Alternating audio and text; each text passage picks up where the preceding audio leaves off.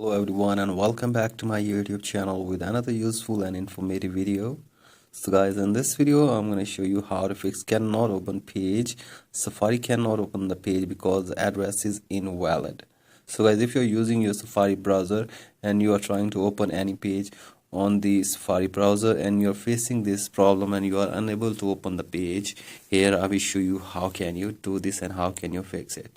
So as for that, you have to simply watch this video till the end. So as first of all, open settings in your device and from here scroll it below and find your Safari browser from here. So guys, here it is, and now scroll it below again, scroll it below all the way, and from here you have to simply clear history and website data for your Safari browser for one time.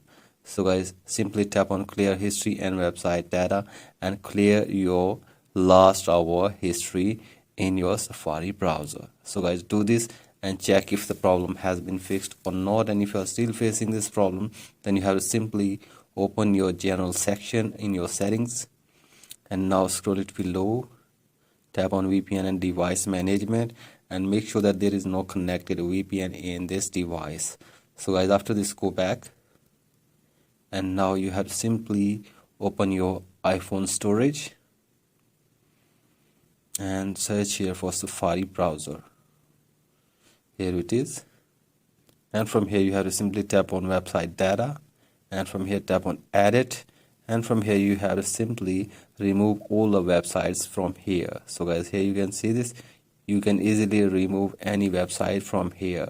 So I simply tap on delete button from here and you can remove the websites from here. So guys, simply remove all the websites from here or scroll it below and remove all the websites from here for one time. So I do this, and after this hopefully your problem will be fixed. So guys, that's it for today's video. Hope this video helps you. Please like and subscribe to my YouTube channel as well. Thank you.